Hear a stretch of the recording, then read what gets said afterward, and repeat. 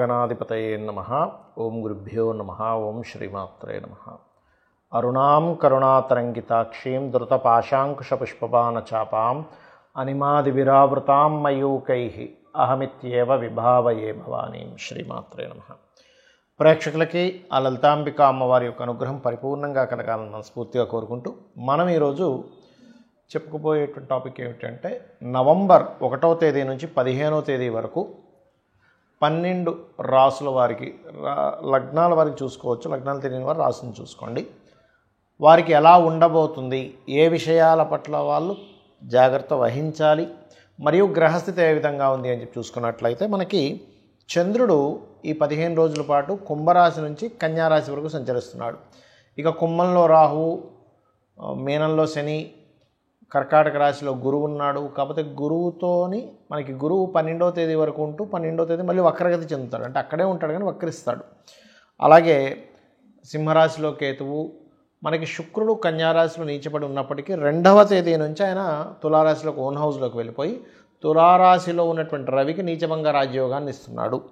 అదేవిధంగా 2 విరుద్ధ ఎనర్జీస్ ఉన్నటువంటి గ్రహాలైన కుజబుధులు కలిసి ఉన్నారు. ఈ యొక్క గ్రహస్థితిని అనుసరించి 12 రాసుల వారికి లేదా లగ్నాల వారికి ముందు లగ్నం ప్రధానంగా తీసుకొని దాని తర్వాత రాశి తీసుకొచ్చి తప్పేం లేదు. ఏ విధంగా ఉండబోతుంది, ఏ విషయాలు జాగ్రత్తగా ఉండాలనేటువంటి అంశాలు చెప్తుంది నేనైనప్పటికీ కూడా చెప్పేసింది సాక్షాత్ లలిత అమ్మవారిగా భావిస్తూ ఒక్కొక్కటిగా మనం తెలుసుకుందాం. ముందుగా మేషం వారికి కనుక చూసుకున్నట్లయితే మొట్టమొదటిగా మీరు జాగ్రత్త తీసుకోవాల్సిన అంశం ఏమిటంటే 1, 2, 3 ఈ 3 రోజులు కూడా ప్రాపర్టీ తీసుకునే విషయంలోని వాహనాల మీద వెళ్ళేటప్పుడు కాస్త జాగ్రత్తగా ఉండండి, గుర్తుపెట్టుకోండి. అలాగే మరొక విషయం ఏంటంటే ఇక్కడ మీకు 4వ స్థానంలో గురువు ఉన్నాడు. ఒక రకంగా చెప్పాలంటే సేవ్ చేస్తాడు వాడు గురువు. కాకపోతే 12వ తేదీ తర్వాత నుంచి గురువు మళ్ళీ వక్రిస్తున్నాడు. కాబట్టి ఏదైనా కొత్త అగ్రిమెంట్స్ చేసుకోవడానికి వాటికి 12 తర్వాత చాలా బాగుంది. అదేవిధంగా మీకు సెకండ్ లార్డ్ ఎప్పుడైతే నీచంలో ఉన్నాడో 2వ తేదీ నుంచి సప్తమంలోకి వెళ్ళిపోతున్నాడో 2వ అధిపతి, ఇది కొంతవరకు గతంలో మీరు ఎవరికైతే అప్పులు ఇచ్చారో, ఏదైతే కొంచెం ఫైనాన్షియల్గా ఇబ్బంది ఉందో ఆ యొక్క ఇబ్బంది 2వ తేదీ నుంచి శుక్రుడు నీచం నుంచి పక్కకి వెళ్ళిపోతున్నాడు కాబట్టి బాగుంటుంది. ఇక 6, 7 తేదీలు మీరు చేసేటువంటి రీసెర్చ్ ఏదైతే ఉందో అది పనికొస్తుంది. అదేవిధంగా మీ యొక్క తాతగారు ఆస్తికి సంబంధించిన విషయంలో ఏదైనా చిన్న చిన్న డిస్టర్బెన్సెస్ ఉన్న 6, 7 తేదీలు మీకు చాలా అనుకూలంగా ఉంటుంది. మరియు మీ 4వ అధిపతి మరియు భాగ్యాధిపతి కలిసి చతుర్థ భావంలో 10, 11 తేదీల్లో ఉంటున్నారు. కాబట్టి ఆ సమయంలో మీరు ఏదైనా సరే విద్యా సంబంధించిన విషయంలో కానివ్వండి, లేకపోతే మీ మానసిక సంబంధించినటువంటి అంశాల్లో కానివ్వండి, తల్లిగారి విషయంలో కానివ్వండి 10, 11 తేదీలు తీసుకునే నిర్ణయాలు చాలా బాగుంటాయి. కాకపోతే ఎటువంటి నిర్ణయం తీసుకునేటప్పుడైనా పంచమ స్థానంలో కేతు ఉన్నాడు కాబట్టి ఒక్కసారి గణపతిని ఆరాధించండి. గణపతిని ఒకసారి తలుచుకొని నిర్ణయం తీసుకోండి, ఖచ్చితంగా బాగుంటుంది. 2వ తేదీ వరకు అయితే ఎవరికి అప్పులు ఇవ్వడం లాంటివి ఏమీ చేయకూడదు. సర్వసాధారణంగానే మేషం వారు అప్పుల వల్లే ఇబ్బంది పడతారు. మనం గతంలో చాలాసార్లు చెప్పుకున్నాము. కొంత పూర్వీకుల ఆస్తులకు సంబంధించినటువంటి అంశంలో కొన్ని ఘర్షణ వాతావరణం ఉంటుంది శని కుజ బుధుల యొక్క సంబంధం వల్ల. ఇక ఉద్యోగ సంబంధించిన వ్యవహారాలు అవి ఎలా ఉంటాయి ఏంటంటే విదేశాల్లో ఉండేటువంటి వారికి అక్కడ ఉద్యోగం కోసం చేసే ప్రయత్నాలు ఫలిస్తాయి, అందులో ఎటువంటి సందేహం లేదు. అందులో ప్రధానంగా 6, 7, 10, 11 తేదీలు ఉద్యోగ అవకాశాల కోసం మీరు చేసేటువంటి ప్రయత్నాలు ఏవైతే ఉంటాయో అవి ఖచ్చితంగా సఫలీకృతం అవుతాయి, అందులో ఎటువంటి సందేహం లేదు. వివాహ ప్రయత్నం చేసేటువంటి వారు కూడా వీరికి 2వ తేదీ తర్వాత నుంచి అనుకూలత బాగుంది వివాహ ప్రయత్నం కోసం. అందులో పర్టికులర్గా మెడికల్ రంగాల్లో ఉండేటువంటి వారు, ఇంజనీరింగ్ రంగాల్లోని, టీచింగ్, బ్యాంకింగ్ సెక్టార్స్లో ఉండేటువంటి సంబంధాలు కూడా కుదరడం జరుగుతుంది 2వ తేదీ తర్వాత నుంచి. 2వ తేదీ ముందు మాత్రం ఎట్టి పరిస్థితుల్లో వివాహ సంబంధించిన విషయాల్లో ఎటువంటి నిర్ణయాలు తీసుకోకండి. ఇక మీకు ఇది కార్తీక మాసం కాబట్టి ఈ యొక్క కార్తీక మాసంలో స్వామివారిని, అంటే ఇక్కడ మనకి కార్తీక దామోదరుణ్ణి మనం పూజిస్తూ ఉంటాం కాబట్టి మీరు ప్రత్యేకంగా గణపతి ఆరాధనతో పాటు కార్తీక దామోదరుడు ఆరాధన చేయండి. మరియు గోవులకి గ్రాసము తినిపించండి. ఈ కార్తీక మాసంలో మీకు ఏవైతే ఇబ్బందులు ఉన్నాయో అవన్నీ కూడా క్లియర్ అవుతాయి.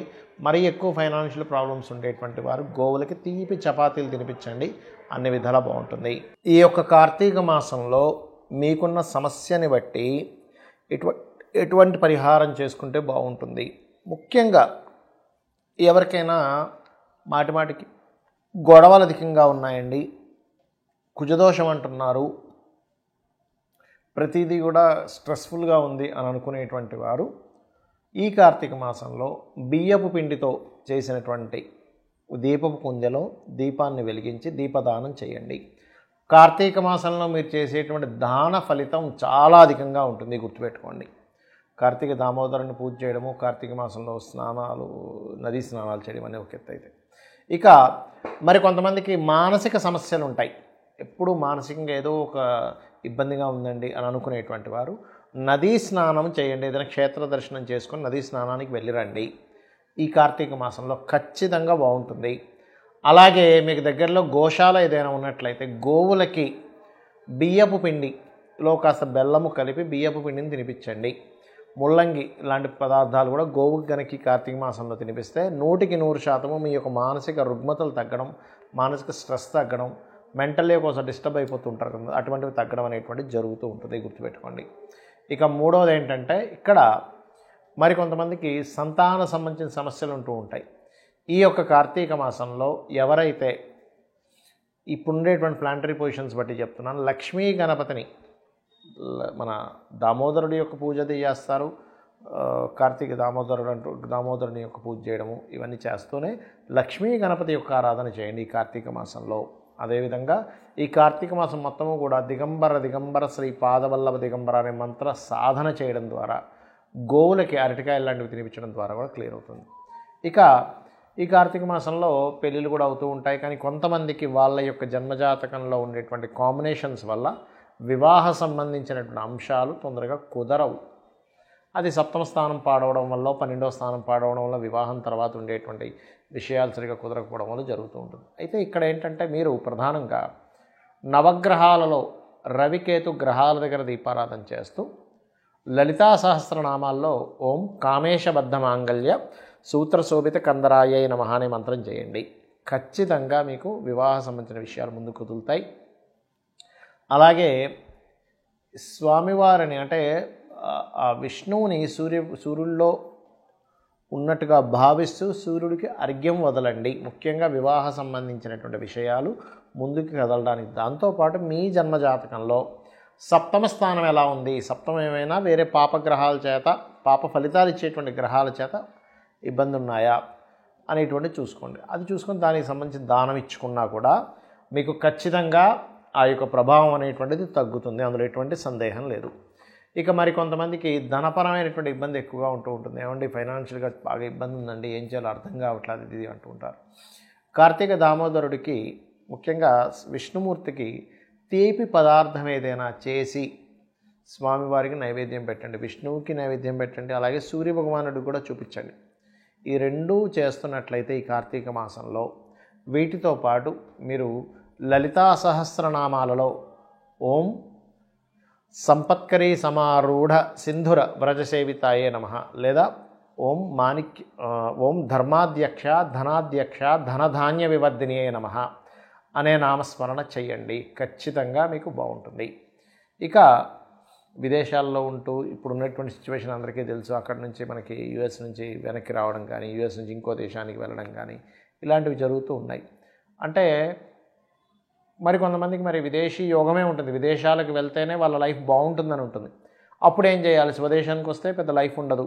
వాళ్ళు చదువుకున్న చదువు కానివ్వండి, వాళ్ళు చేసినటువంటి రీసెర్చ్ కానివ్వండి, వాళ్ళు పడ్డ కష్టం కానివ్వండి, విదేశాలకు వెళ్తేనే అది తీరుతుంది. అప్పుడు ఏమిటి, ఇంకో దేశానికైనా వెళ్తే బాగుంటుంది, ఇంకొక రకరకాల దేశాలు ఉంటాయి, యుఎస్ఏ ఉందా. అలాంటి వారు మరొక దేశానికి వెళ్ళి అక్కడ మీరు సక్సెస్ అవ్వాలి అంటే ఈ కార్తీక మాసంలో రుద్రము వినండి, రుద్రాభిషేకం చేయించుకోండి. రెండవది ఆంజనేయ స్వామి యొక్క హనుమాన్ చాలీసా అంటారు, ఉదయము సాయంత్రము సంకల్పం చెప్పుకొని ఆ చేసినంత కాలం 40 రోజులు దీక్షగా తీసుకొని కనుక చేయగలిగితే, ఏమండి కార్తీక మాసం అయిపోద్ది కదా అంటే అయిపోయినా పర్వాలేదు, ప్రారంభించడం ఇక్కడ చేయండి. 40 రోజులు దీక్షలా కనుక రోజు ఉదయం సాయంత్రం చేస్తూ సంకల్పం చేసి కొంచెం కొన్ని నియమాలు పాటించాలి. దీక్షలో ఉన్నప్పుడు ఎలా పాటిస్తామో, నేల మీద నిద్రపోవడము, కాస్త నాన్ వెజిటేరియన్ లాంటివి తినకపోవడము, కొన్ని బ్రహ్మచర్యం పాటించడం చేసి మీరు కనుక 40 రోజులు ఖచ్చితంగా చేసినట్లయితే రుద్రము వినడము లేదా రుద్రాభిషేకం చేసుకోవడము, ఇంట్లోనే రుద్రంతో అభిషేకం శివుడికి చేసుకోవడము, అలాగే ఉదయము సాయంత్రం ఆంజనేయ స్వామి యొక్క అష్టోత్తరము, అంటే ఆంజనేయ స్వామి హనుమాన్ చాలీసా ప్రధానంగా ఉదయం సాయంత్రం కనుక చేయగలిగితే మీ జన్మజాతకంలో ఆల్రెడీ యోగం ఉంది కానీ వెళ్ళలేకపోతున్నాను, లేకపోతే ఇంకో దేశానికి వెళ్ళాలి, ఇక్కడ ఉండేటువంటి సిచ్యువేషన్స్ బాగాలేవు అన్నప్పుడు ఇది మీకు ఖచ్చితంగా పనిచేస్తుంది.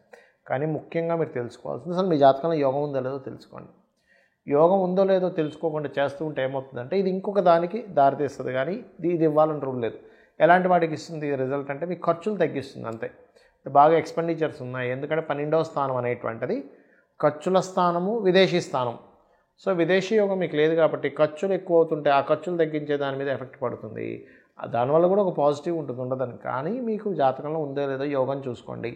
కొద్దిగా ఉందండి, కొన్ని ఆటంకాలు ఉన్నాయి, అప్పుడు పనిచేస్తుంది. అసలు యోగమే లేదు అన్నప్పుడు అది ఇవ్వదు రిజల్ట్. ఇది గుర్తుపెట్టుకోండి. అందుకే చాలామంది రెమెడీస్ చేస్తుంటే ఎందుకు ఫెయిల్యూర్ అవుతుంటాయంటే అక్కడ యోగం ఉండి ఆటంకాలు కలుగుతున్నప్పుడు మనం చేయాలి, కానీ యోగమే లేకుండా మనం చేయడం వల్ల ఇంకొక మంచి ఫలితం ఇస్తుంది, కానీ ఆ ఫలితం ఇవ్వాలని రూల్ లేదు. శ్రీమాత్రే నమః.